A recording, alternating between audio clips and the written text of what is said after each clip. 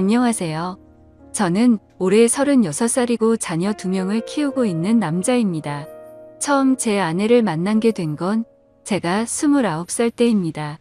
재수를 하는 바람에 늦게 대학교를 졸업을 했고 저는 생애 첫 회사를 다니고 있었습니다. 그때 당시 아내는 회사에서 비품과 영수증 관리를 도맡아 하던 계약직 사원이었죠. 그런데 어느 날부터인가 아내는 저에게 자꾸만 마실 거를 건네주는가 하며 퇴근하면 자신이 맛있는 걸 사주겠다고 말을 걸었었죠. 하지만 그때 당시 저는 만나고 있는 여자친구가 있어서 정중하게 거절을 했죠. 그렇게 시간은 빠르게 지나가던 어느 날이었습니다. 여자친구의 생일이 하루 앞으로 다가왔고 저는 몰래 이벤트를 준비하려고 여자친구의 원룸 자취방으로 찾아갔습니다.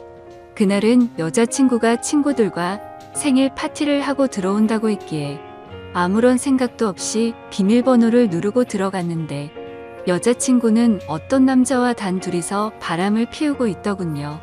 저는 평소에 자존심이 너무 센 성격이었기에 그냥 별말 없이 준비했던 선물을 집 안으로 집어던지고는 뒤돌아서서 나와버렸습니다. 뒤에서 여자친구의 목소리가 들렸지만 저는 돌아보지 않았습니다. 정말 서로 좋아했고 충격적인 그 상황에 힘들지 않았다면 거짓말이겠죠.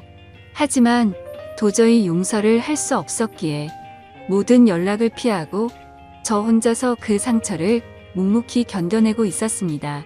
그런데 제가 그렇게 힘든 걸 아는지 모르는지 계약직 사원이었던 아내는 제게 매일같이 호감을 표시하더라고요. 사실 저는 아내에게 관심이 없었습니다.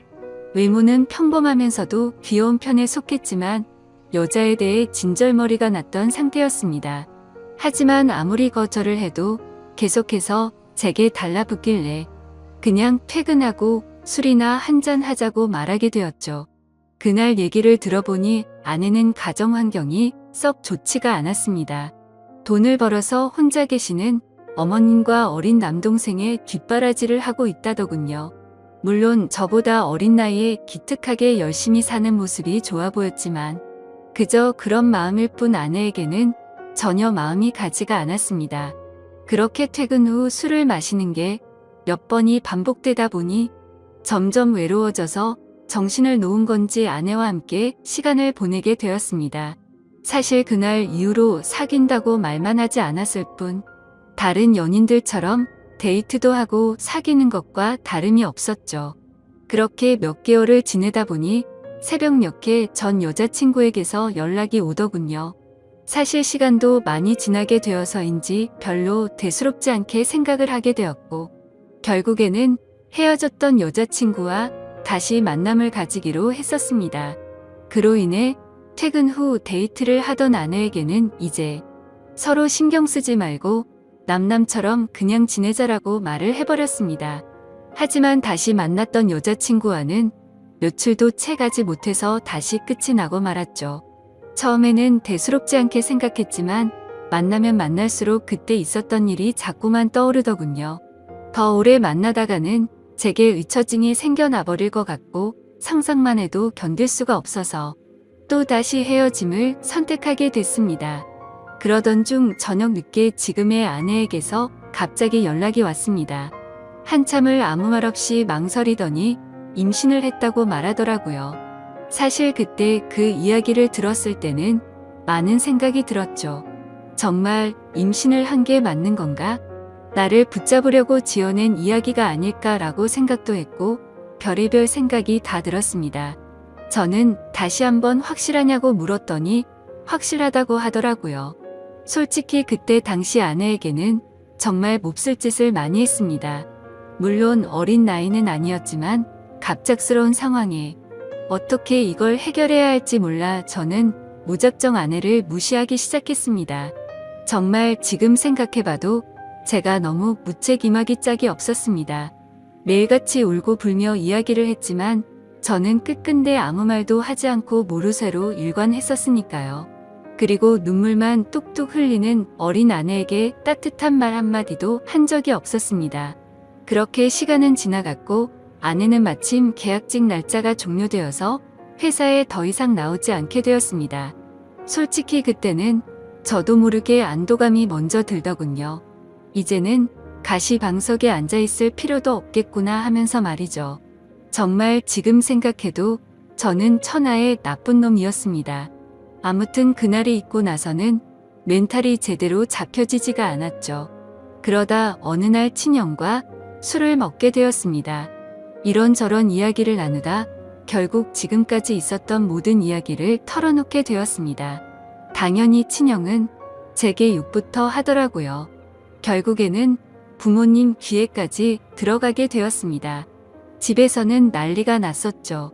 아버지께서는 남의 자식 망쳐놓고 뭐 좋은 일 있다고 매일같이 술이나 마시고 다니냐고 엄청 화가 나셨습니다. 어머니와 친형까지 저의 행동에 엄청나게 비난을 했었고, 부모님께서는 집에 한번 데리고 오라고 하셨고 저는 또 모르쇠로 일관했습니다. 하지만 어느 날 형은 제 휴대폰 연락처를 뒤지게 되었고 아내의 연락처를 알아내어서 저를 제외한 가족들이 아내를 만나게 되었습니다. 그러고는 며칠 뒤에 저는 모르게 아내를 집으로 부르셨습니다. 저는 당연히 아무 생각 없이 친구들과 술을 마시고 늦게 집으로 들어갔는데 제 아내가 집에 와 있어서 정말 얼마나 깜짝 놀랐는지 모릅니다. 일단 어쩔 수 없이 저는 아내와 나란히 부모님 앞에 앉게 되었고 부모님께서는 앞으로 어떻게 할 거냐고 화를 내셨습니다. 저는 그냥 술김에 짜증도 나고 이 상황을 빨리 벗어나고 싶은 마음이 컸습니다. 그래서 홧김에 저는 그냥 결혼할 테니까 더 이상 좀 그만하라고, 앞으로 이 문제로 왈가불가 하지 말아달라고 말했습니다. 솔직히 홧김에 그런 말을 하긴 했지만 당연히 그때 당시 저는 이 말을 한다고 해서 정말 결혼할 생각은 없었습니다. 부모님 역시 그러라고 말씀하실 일은 절대 없다는 확신에 차서 한 말이었죠. 하지만 예상외로 아버지께서는 그때 그 자리에서 또박또박 말씀하시더군요. 그러면 지금 처잡은 부모님이랑 조만간 만나서 이야기를 하고 싶으니 부모님이 시간 되실 때 자리를 한번 마련해보자고 하시더군요.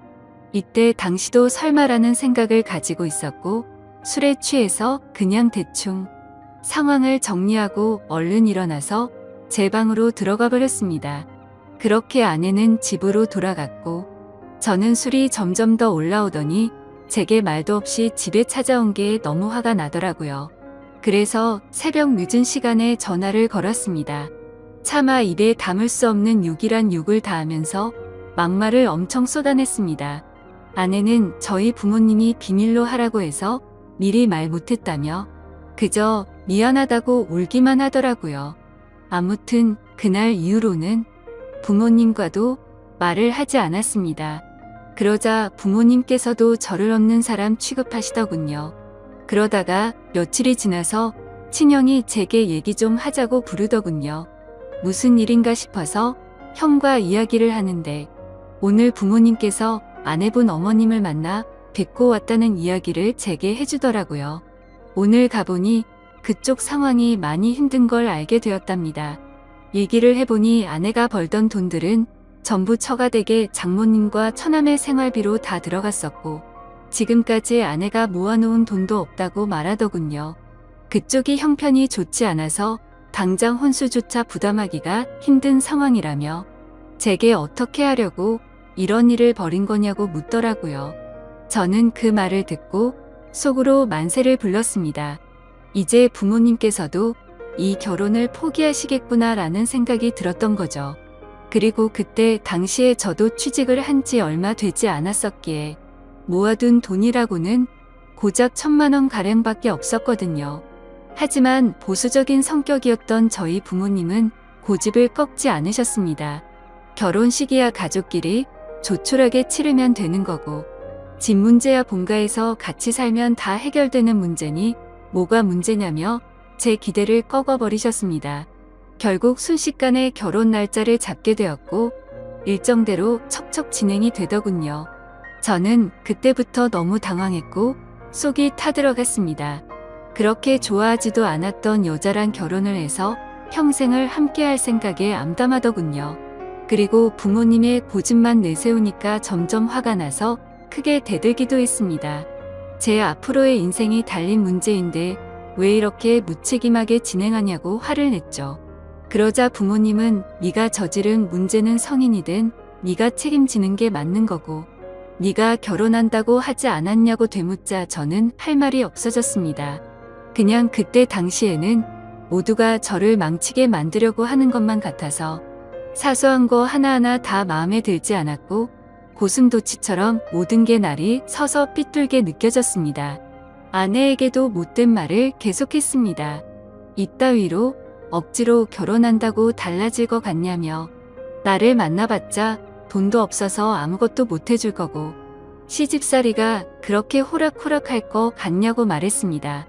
그리고는 정말 너한테 잘해줄 자신이 없으니까 고집 피우지 말라고 했죠.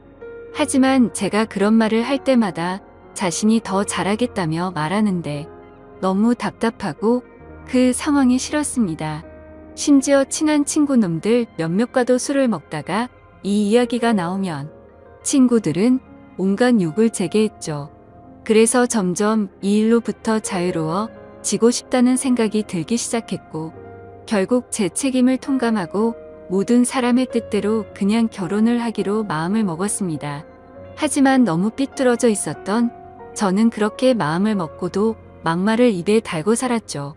부모님께는 잘 살 자신이 없으니 행복한 결혼 생활을 할 거라는 기대는 하지도 말라고 했고 아내에게도 늘 차갑게 몹쓸 말들을 많이 했습니다. 그리고 결국에는 결혼을 하게 되었습니다. 정말 좋아서 한 결혼도 아니었으니 신혼생활은 말할 것도 없었습니다. 신혼여행은 해외여행은 커녕 국내에 있는 흔한 여행지로 갔습니다. 심지어 그곳에 가서도 아내는 내팽겨쳐두고 혼자서 이곳 저곳 돌아다녔고 거의 말도 하지 않았습니다. 그리고 나서 일상생활을 하면서도 퇴근하고 집에 들어오면 게임을 하거나 TV를 보면서 지낼 뿐 아내와는 일상적인 대화는 나누지도 않았습니다. 그리고 주말이나 노는 날에는 저는 항상 밖에서 친구들과 놀고 술을 먹다가 들어오고는 했죠. 평범한 부부들은 아내가 아기를 가졌을 때 극진히 대접받는다고 하지만 저희 부부는 그렇지 못했기에 제 아내는 그런 대접은 전혀 받지 못했습니다. 오히려 제 눈치를 보느라 뭘 먹고 싶다라는 이야기조차 단 한 번도 한 적이 없었죠. 그렇게 아내는 제게 불평이나 불만을 전혀 말하지 않았습니다. 그냥 묵묵히 혼자서 어머니와 집안일을 했죠. 하지만 저도 사람인지라 마음이 안 좋을 때도 있었지만 자존심이 쓸데없이 너무 강한 나머지 그러게 내 말 듣지라는 생각으로 그냥 그러려니 하고 넘어갔습니다. 그러다 어느 날 새벽에 예정보다 진통이 일찍 와서 정신없이 산부인과로 향했습니다. 그런데 남들과 달리 하루가 꼬박 넘어가게도 출산이 되지 않아서 슬슬 걱정이 되었지만 결국에는 고생 끝에 어렵게 출산을 하게 되었습니다. 출산 후 지쳐 누워있는 아내를 보고 있는데 저도 모르게 갑자기 울컥해서 눈물이 나더군요. 힘없이 늘어져 있는 모습에 뭔가 모를 마음이 들었죠. 하지만 쓸데없는 자존심에 그 눈물조차 보이기 싫어서 그냥 문 밖으로 나가버렸습니다. 그날 장모님과 처남이 아내의 손을 꼭 잡고 있을 때도 저는 아내의 손을 잡기조차 겁이 나더라고요. 제가 무슨 자격이 있어서 그 손을 잡을 수 있을지 그냥 무심한 척 수고했다는 말 한마디를 남기고는 그렇게 나왔습니다. 그날 이후로는 제 아내에게 미안한 마음이 많이 생겨났습니다. 언제나처럼 무뚝뚝하게 아내를 대했지만 마음은 그렇지 않았죠. 예전과 달리 미안한 마음이 생겨났었고 그동안 미안했다는 말 한마디를 하고 싶었습니다. 그렇지만 왠지 모를 쓸데없는 생각에 아무런 말도 하지 못했던 거죠. 그러다 어느 날 제 어머니께서 간이 좋지 않으셔서 계속 정기검진을 받고 계셨는데 결국에는 이게 점점 상황이 악화되었습니다. 병원에 입원하셨을 때 친형과 어머니 그리고 아내가 번갈아 가면서 병실을 지켰습니다. 전 휴일에만 병실을 지켰고요. 자녀를 낳아서 키우고 계신 분들은 아마 아실 겁니다. 새벽이고 낮이고 아이가 잠도 안 들고 울고 할 때마다 아내는 잠이 들지 못했습니다. 그렇다고 제가 애를 봐주고 하지도 않았으니까요. 그렇게 잠도 제대로 못 자고 병실에서 간호를 했으니 그 피곤함은 말로 표현할 수가 없을 거란 거 잘 알고 있었습니다. 그런데 그때조차도 따뜻한 말 한마디 하지 않았습니다. 병실에 있던 다른 분들조차 며느리가 진짜 효녀라며 저한테 장가 잘 갔다는 칭찬을 할 때도 아무런 말도 하지 못했습니다. 입이 두 개라도 할 말이 없는 건 당연했던 거죠. 다행히 수술은 잘 되었고 어머니께서 퇴원하시기 전까지 아내는 그렇게 육아와 병간호를 했습니다. 어머니가 몸이 괜찮아 지시고 집에 오셨을 때 부모님께서 물려받은 땅을 팔았다며 1억 5천만 원을 주셨습니다. 근처 전세라도 얻어서 이제 분가라고 하시더라고요. 아내는 한사코 괜찮다고 말하는데 저는 그러자고 했습니다. 사실 이때 그러자고 말을 한 건 아내에게 미안한 마음이 너무 커서였습니다. 아무래도 시부모님이랑 같이 사는 것보다는 그래도 무뚝뚝한 남편일지라도 아들과 셋이서 사는 게 나을 거라고 생각했죠. 부모님은 당연히 그렇게 하라고 하셨고 아파트로 전세를 하나 구해서 분가를 했습니다. 거의 말도 안 하고 했지만 간간히 아이도 같이 봐주고 이사하고 처음으로 레스토랑을 갔는데 맛있다고 웃으며 말하는 아내를 보면서 이때부터 정말 마음이 울컥해서 눈물이 날 뻔했죠. 그래서 그날 이후로 저는 변하겠다고 다짐을 했습니다. 연애도 저와 제대로 해보지도 못하고 아이를 가졌을 때도 대접 한번 제대로 해주지 못했던 생각이 났습니다. 그리고 시집살이와 시부모 병간호까지 해왔는데 이제 와서 돌이켜 생각해보니 그 흔한 레스토랑 한 번을 같이 와보지를 못했더라고요. 미안하고 너무 미안했습니다. 비록 무뚝뚝하게 말하고는 했지만 이때부터는 그래도 나름대로 다정하게 대했습니다. 그러다가 장모님께서도 평생 겪고 계신 질환으로 많이 아프시기도 했고 처남도 중학생이라서 아내는 간간히 처가에 들려서 집안일을 돕고 집에 들어오고는 했습니다. 나중에 알게 된 사실이지만 장모님께서는 류마티스 관절염을 손가락 마디마디에 걸리셨습니다. 이게 집안일을 하거나 할 때 끔찍할 정도로 아프다고 하더라고요. 하루는 그런 아내가 너무 안쓰러웠고 장모님과 처남까지 마음에 많이 걸렸습니다. 그래서 저는 아내에게 말했습니다. 그냥 장모님이랑 처남 다 같이 여기서 지내자고 말했죠. 진심으로 한 말이었습니다. 그랬더니 아내가 이러더군요. 미안해요. 앞으로는 자주 안 갈게요. 미안해요. 저렇게 말을 하더라고요. 아내의 저 말 뜻이 어떤 걸 의미하는지 다들 아실 거예요. 아내는 제가 처갓집에 자주 가는 걸 못마땅하게 생각해서 비꼬는 마음으로 저렇게 말을 한 걸로 오해를 한 거였습니다. 지금까지 하지 못했던 미안한 말과 참았던 눈물이 울컥해서 쏟아져 버렸습니다. 아내 손을 꼭 붙잡고 미안하다고 말하면서 애처럼 너무 서럽게 울어버렸습니다. 당황해하는 아내에게는 그동안 정말 미안했다면서 앞으로 살면서 그동안 잘못했던 거 천천히 다 갚을 테니 용서해달라고 정말 서럽게 울었습니다. 그리고 처음으로 아내와 오랫동안 마음에 있었던 많은 말들을 이야기했습니다. 그동안 잘해주지 못해서 미안했다는 말과 함께요. 아내 역시 눈물을 흘리며 그렇게 처음으로 서로 꼭 안고 같이 울었네요. 그 일이 있고 나서 아내가 장모님께 같이 살자고 이야기를 했을 때 장모님께서는 완강히 거절하셨습니다. 사실 이건 당연하다고 생각했죠. 사위라고 하나 있는데 자기 딸을 그렇게 서럽게 만들었는데 이 집으로 들어오면 얼마나 눈치를 줄까 라고 당연히 생각하셨을 것 같습니다.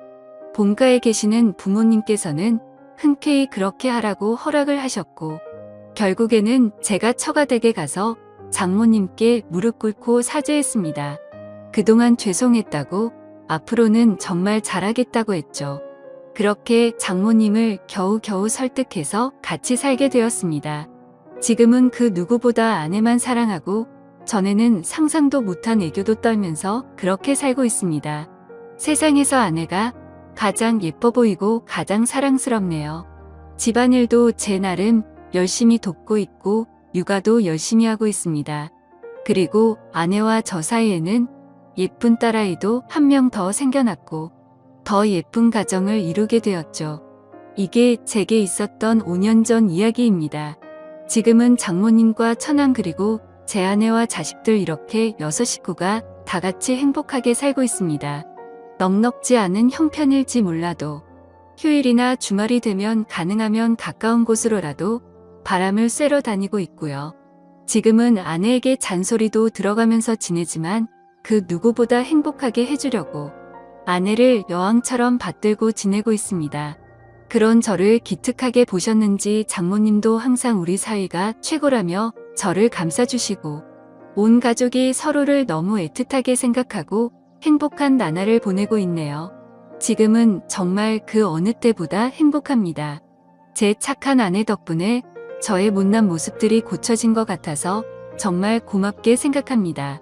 아마 그때 아내가 저를 버리고 떠나버렸다면 저는 그저 그런 인생을 살고 있었을 테고 평생 후회만 하면서 살았을 것 같다고 생각이 드네요. 앞으로도 저는 과거의 아내에게 잘 해주지 못했던 걸 평생 갚아 나가려고 합니다. 물론 평생이 걸려서 제가 잘하더라도 그 큰 상처를 준 건 다 갚지 못하겠지만 지금은 제 아내도 행복하다고 말해주니 너무 미안하고 고마운 마음만이 가득하네요. 제 사연을 읽어주셔서 감사드립니다.